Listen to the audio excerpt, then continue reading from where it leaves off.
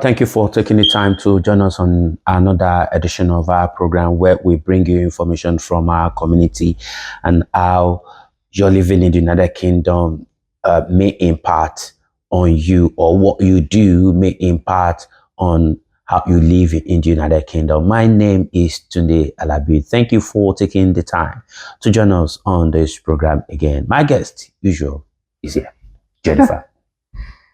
How are you? I hope all is well. Thank you for having me. Right. Welcome, Jennifer. Today, let's talk about family matters in law. Family matters. Critical in family matters is the issue of divorce. We've heard stories about families getting divorced in the UK, the man being driven off. Of course, you know. Of course, you know that 80%, 90%, in fact, 95% is always the man. Your statistics, okay. My statistics, and I'm absolutely right. It's always the man who gets the brunt, get driven out of the house, denied access to children. Look, how does this work? Why do we have this crisis? On the issue of family matters and Good divorce. question, but let's tackle it one by one. First of all, it's not only men that get asked to leave the house, and it's not only men who get accused of domestic violence. First two things. Look, we're not talking about domestic violence. Okay, divorce. Okay, women divorce. petition, Strictly. men petition. Yeah. Yes. Okay. I know. So that's the fact. And so when that happens, it can create acrimony in the house. There can be tension. Sometimes it's not feasible for both parties to stay under the same roof. So nowadays, as you may know, the divorce rules in the UK have changed. So you no longer have to prove a ground. Before there was 5 grounds, you have to prove separation, adultery, 5 years separation or 2 years separation, etc. But now that's all gone. Now there's no fault divorce, and it's easier to petition divorce online. You basically complete the form with the other party's details, with your details, you pay the fee, and insofar as you've been married for the minimum amount of time, there is that push forward for everybody to try and move this by way of digital application so that it doesn't get delayed. In the past, things used to get delayed. There would have to be the filing of the petition. The court would have to then list it, process the application, list it. Sometimes it would be challenged. And if it's challenged, it meant you could be wrapped up in legal contest as to whether your marriage had broken down irrevocably for years. So it was determined that this had to change. Many people were kept into in marriages and not able to move on with their lives because of the fact that the divorce had been contested. So that has now changed. So now no fault divorce, you can file online. It's quite simple, but that granting of the decree nisi and decree absolute, you can still challenge it. Once you get notice, you can file your response. If you don't agree, maybe you feel, do you know what? Actually, we've not tried this properly, or what the person has said is not true. They're doing it strategically as a form of manipulation to try and mislead the court. There may be reasons why people do such things, but the point is you can reply and you can challenge, but it's unlikely to be successful if the marriage has broken down irrevocably. You can't just keep somebody married to you because you don't feel that they should divorce you for religious reasons or cultural reasons or many of the other reasons why you might not want that person. Okay, so before we get to, because divorce is actually the peak of family matters in law, probably. I think so. I mean, if let's start with the minimum. It's controversial because of culture and because of religion and other things, but there are so many ambits that fall under divorce anyway. But yeah, it is one of the hotly contested issues. Let's start with the minimum. The minimum, starting with crisis in the house. Say, for instance, the man, in this instance, you earlier on. You earlier said to me, it's not only the man who gets booted out. Okay, let's put it this way. So, and you agreed with me that men also get abused. Oh, definitely. Okay. Yes. So we have a situation where the man gets abused, picks up his phone, called the police, said, "Look, I need help. My wife abuses me emotionally and physically." The police, they come into the house. Let's start from there. Who gets removed? Who gets removed? Yeah. Well, it all depends on the circumstances that the police meet. The police may come and find that there's children, a woman, a man in the house. They'll try and get to the bottom of what's happened, but it's highly unlikely that the police will be able to resolve and investigate right there and then. Absolutely. What the police will want to do is make sure that their job is to maintain the peace. Exactly. Maintain the peace, make sure nobody's at risk of harm. Yep. And it's often the case that the police will look to see if either party has somewhere else to go temporarily so that the steam comes down. So who leave? Who must leave? That will be determined by the police. The man. Right there. They may request it. Okay, so because it's the man that gets removed. Jesus.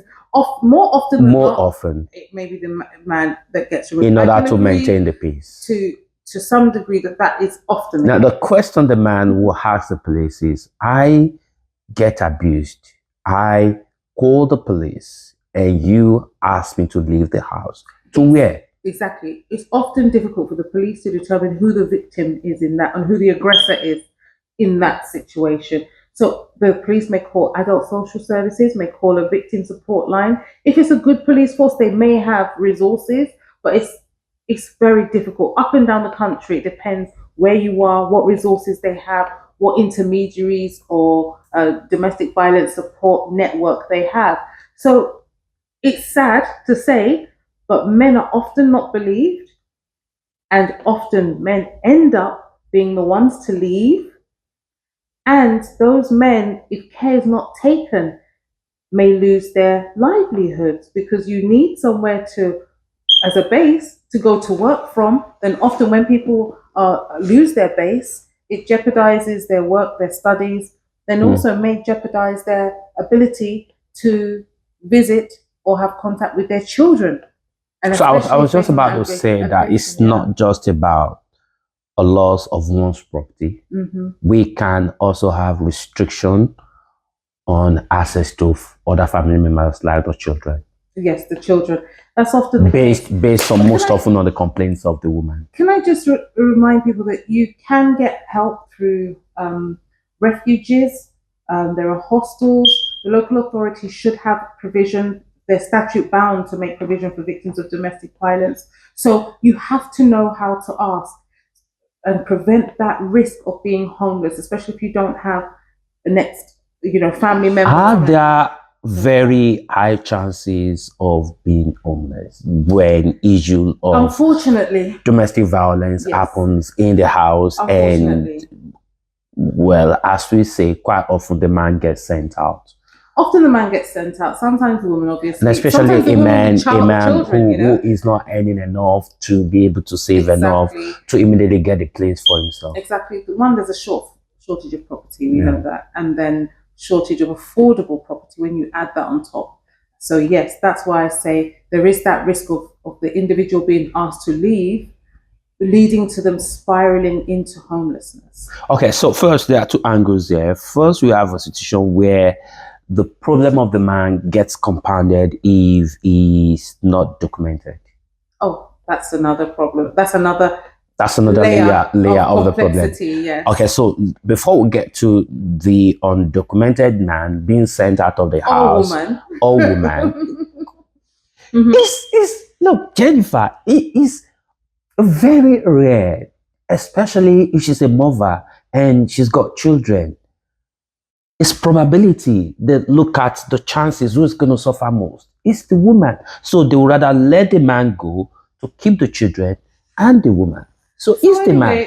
Or woman being asked to leave is at risk, serious risk of being homeless. Okay, so we're talking about a man who, or either of them, documented. What are the available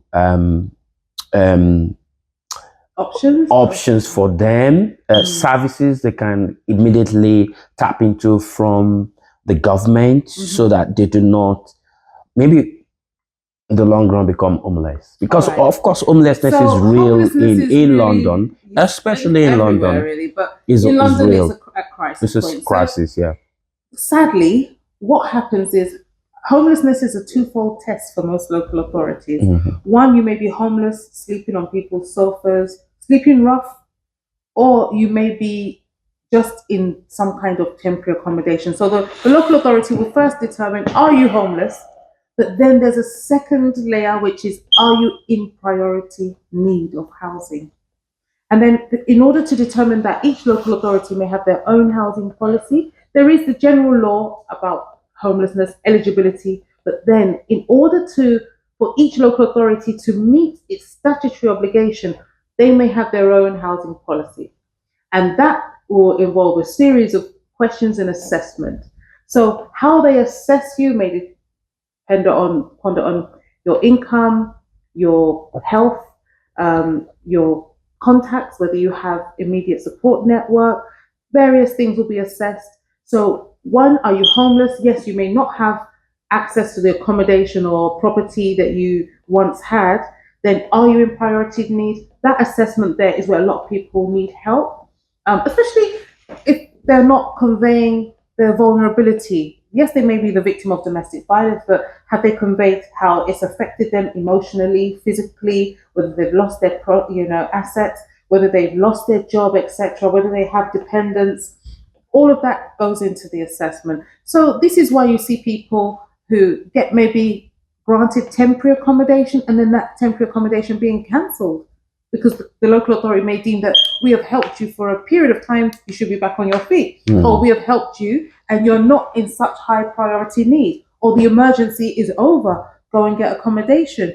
And most people now need to realize that even if they are working, they may be eligible for a housing top-up from their local authority by way through universal credit or whatever assessment. It's important that you ask and advise. We give general advice, but your subjective situation needs to be assessed by a benefits expert, by a housing expert to make sure that you are getting your full eligibility towards entitlement to access housing and also for benefits that might support you in your crisis. So really important. Don't just think, I'm working, I'm not eligible, I'm fit and healthy. You go to your local authority, you apply, look at their housing policy, do the assessment, make sure you're assessed, and you don't need to just apply to the local authority you live in. You can apply to a local authority you don't live in. If you want to, if they accept people from outside of the area, then they may take you. There are some low populated areas, especially in the south west, like towards Wales. You might be more successful than if you apply in the southeast. So it's really important. Okay, so that you do get the right advice, and again, you may not have a choice on what is available. You may be applying in London. You may have eligibility in Manchester or Midlands. Again, people in the Midlands may be applying and they may have eligibility in Wales. Again, if they have a duty towards you, but they don't have any available stock in your area, you may have be accommodated quite far from your support network. So the major problem people face, now, as you said, so we have the issue of being homeless and we have the issue of, are you a priority? So the major problem, especially for men, is priority. How does the local authority determine what the term priority? Once again, and they use it to knock men out of access to to do with these factors. It could do with the health. It could do with their income, having children. Once again, dependence and the rest of that. They may be people who have been in the care system previously or ex-offenders.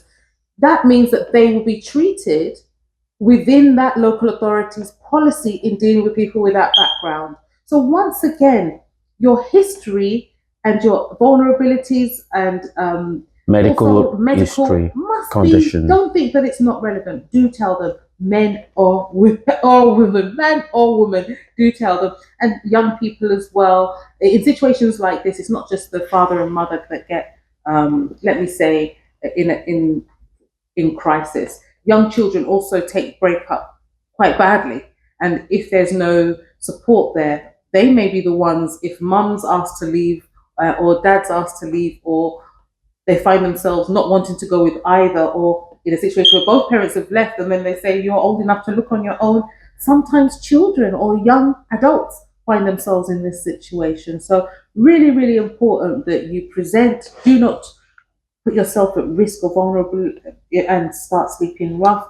Go to your local authority. I was just about to ask you, for the benefit of my viewers that are watching this program at home, how does the government define homelessness?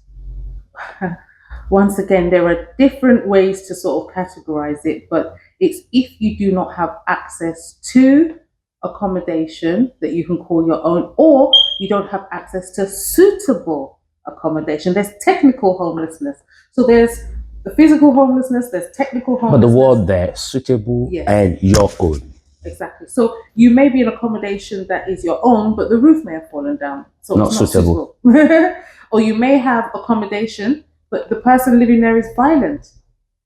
Then again, you're at risk. So you're a victim of domestic violence, you have to be treated. So you've got access to that accommodation, but you are at risk.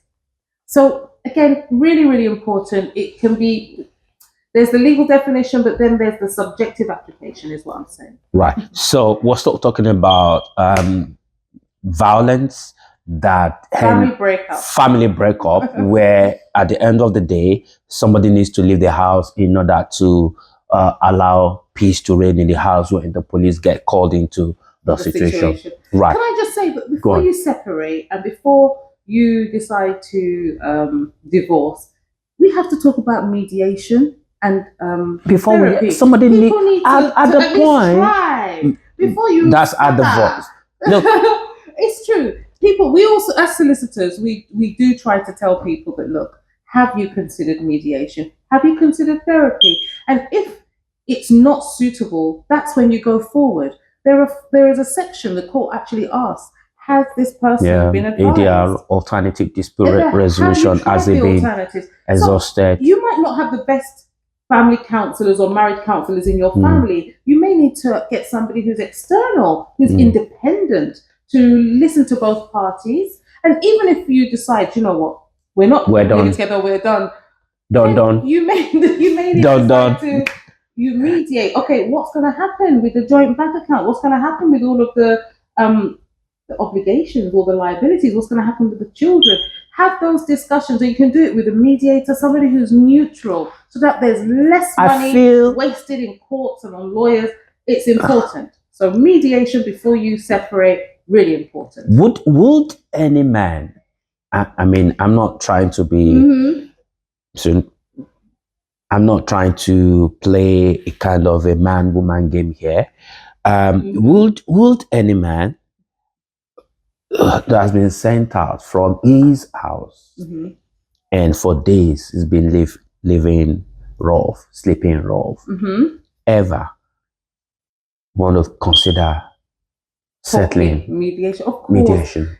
There's no. When you were sent out of your house, of course you're going to be had no place. Of course they're going to be upset. Will he talk about They're going to be angry. They're going to be upset. They may even feel that they can never talk to them. You can have mediation without the other person being there. You can go and talk to the mediator on your own. Then the other person can go on their own. You can explain to the mediator, look, I'm still very upset, but I'd like to discuss what the options are or what I would want. And the other person can then go tell them, and the mediator can say, look, on balancing things, this is what I recommend. This is what is a feasible way forward. So try. Even if you can't be in the same room with the person, you can still do mediation. Let's go on a very short break. When we come back, we'll continue with this program. Don't go away. Right. Welcome back. We're still talking about family matters, and we're talking about divorce, and we're looking at a situation where somebody gets sent out of the house and then becomes homeless. What are the options? Let's not say sent out. Let's say just separate, okay? But it may be acrimonious. You leave your house. I can imagine all your things inside. You may have to get an appointment with the police to go back and collect your things. You may not be allowed to take your things right there, but you must ask for your essentials. Do not leave without your essentials, your passport, your phone. the things that you need to get police to will work. still allow you to do Certain that, keys. basically. It's really important. Your ID, really important. Your work ID, because sometimes when people are told go out by the police, you have to also then know how to say to the police, "Can I take my essentials, please?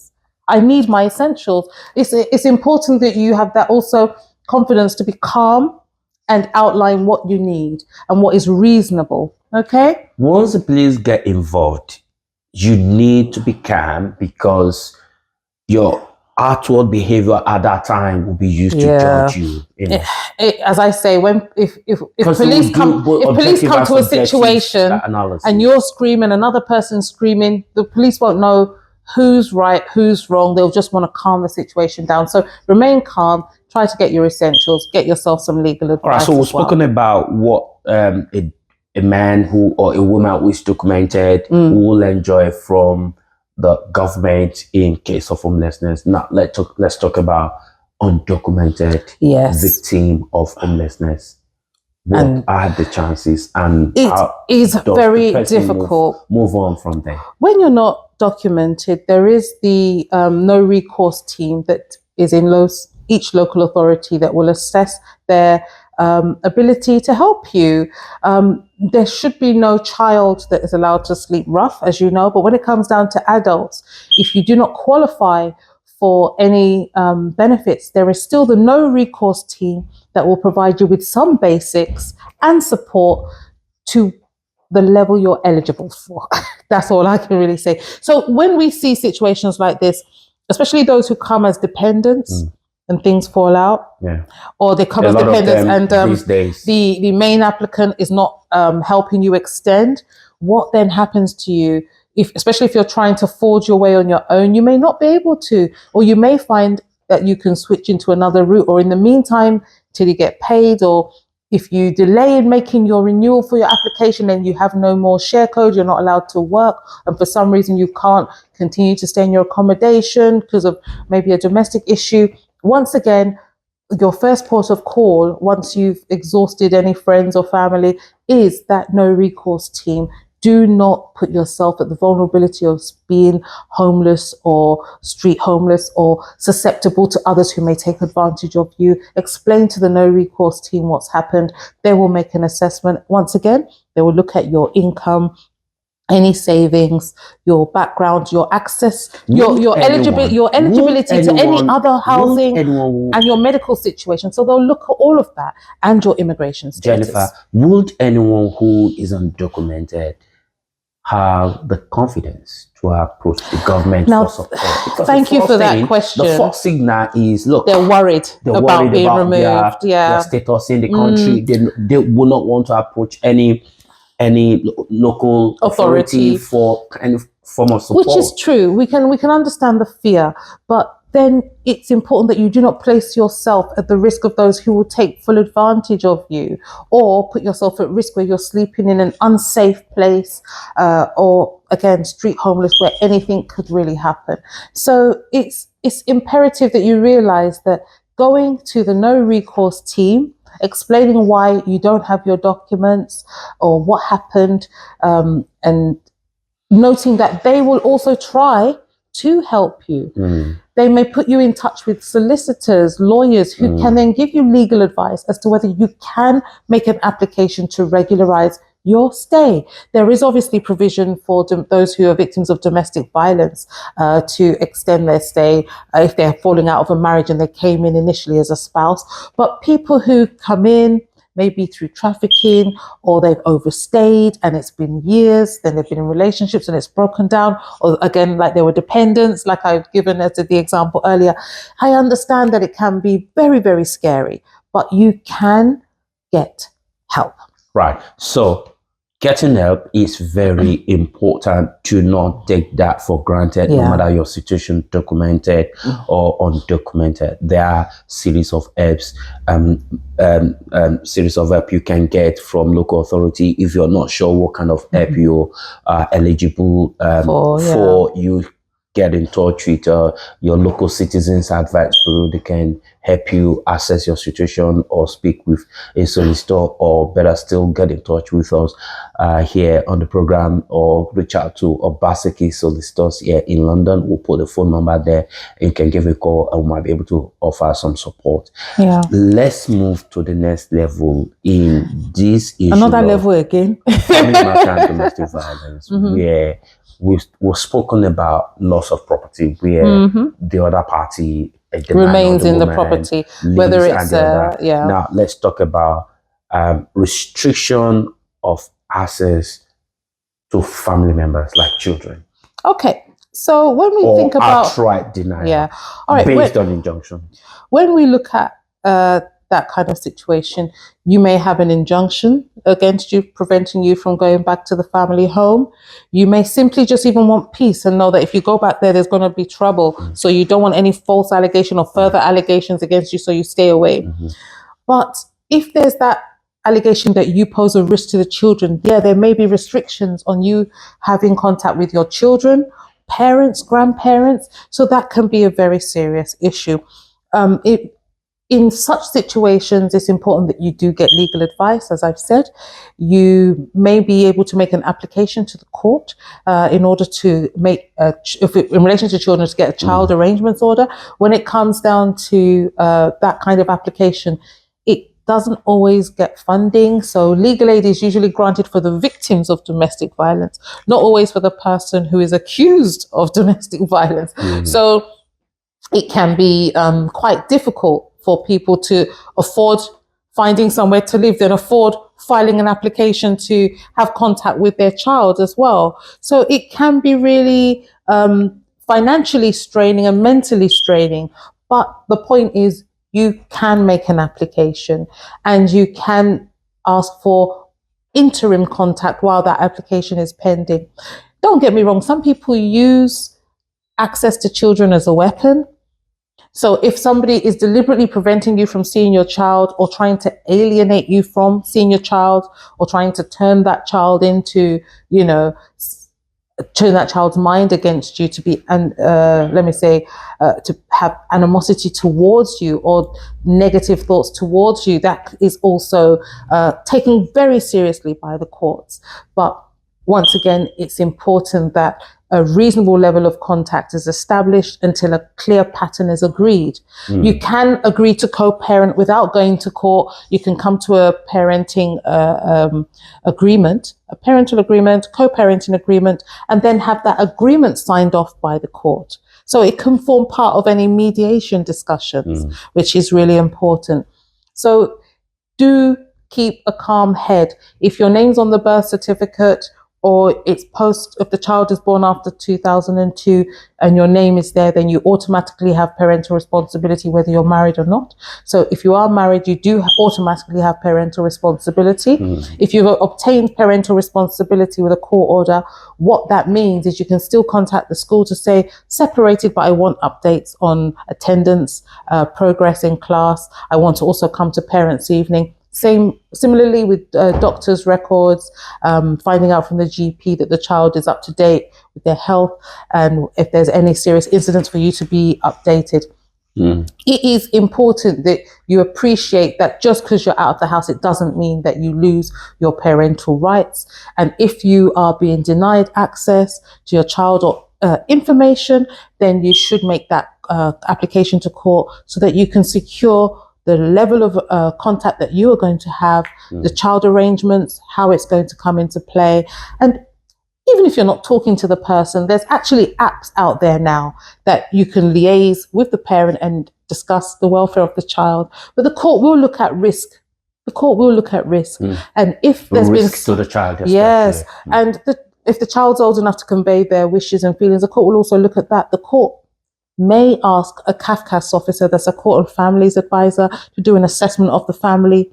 If there's been involvement with social services, the court may look towards a local authority, to a social worker, to also have input as to how the family is and whether they're, what they feel should happen with regards to the levels of contact. I wanted to ask, are there instances where, so the accused now is the main carer, of the child, Yes. all the children, and then the victim has, or alleged victim, alleged victim has less capacity due to probably sickness, drug, whatever it is, in taking care of the child. And then the alleged accused said, look, this person does not have the full capacity, mental or health. What happens? Will the court release, will social services release the child or children to the alleged accused? Well, thank you. Good question. Victim. Good question. So where would they both stand? What normally happens is a local authority in such situation, if they are so concerned, they will issue a public law outline letter to the family. So the local authority may issue, look, we have concerns. We either want to engage you in some intervention work, or we feel that the child is at risk, we want to go to court. And that's when you see them rush into court for an emergency protection order. But usually they engage the family, they make an assessment and decide whether the child should be on some kind of at-risk register, or investigate and then make some recommendations to holistically support the family or just the child. But if they don't get involved, then it's between the two acrimonious people. And if there's an understanding that one has less capacity, then there will be an application. Maybe that person may even report to the police and social services, look, I want welfare checks done. I'm doing a court application. This person has X, Y, and Z, whether they have substance abuse or whether they have mental ill health or whatever it is. Then the person will make an application to court. If the local authority doesn't get involved, once again, that individual may have to pay privately, especially if they don't get legal aid, to make the application. And if they consider it urgent, they may make an urgent application, either for the child to have an instant live with order with them under a specific issue order, so that the child stays with them until the conclusion, because there's an immediate risk, or that person be excluded from the property while they go back in and look after the child.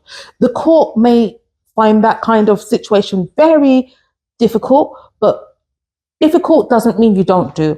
When there is a risk to a child, it's really important that you take the necessary steps to protect the child. Outline the information and evidence that you have. Even it can be difficult, especially if you have emotional ties with the person. It's not that you want to deprive them of the child. You want to protect the child and make sure that they get the help that they need. So get some advice, do the steps that you need to do, and make sure that you are taking your parental responsibility to heart and protecting that child. Because if you don't, you know that the risk could lead to serious harm.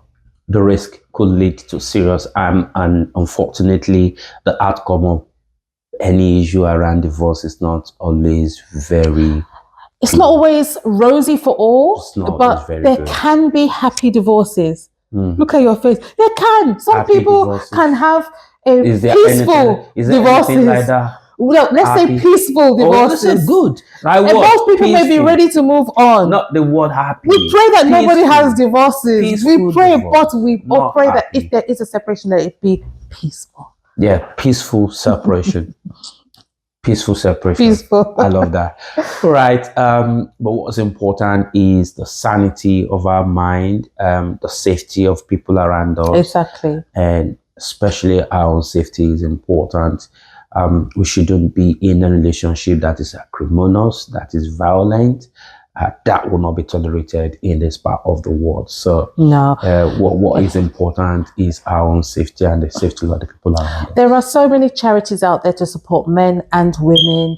Please reach out for help. Sometimes if you're in a community where you're worried about what people say, go to professionals so that you can get professional advice and support that you need. And I should quickly say this, that women are not the only one who suffer abuse. Men also suffer mental, physical abuse from their partner. If you are such a person, look, do not die. Man or woman, please do not die in silence. If you're dead, no one can help you. Absolutely. So don't let that happen. This is how far we can go on the program today. My name is Tunde. Keep your home safe, and where you cannot, according to Jennifer, make it a peaceful ending. Peaceful separation.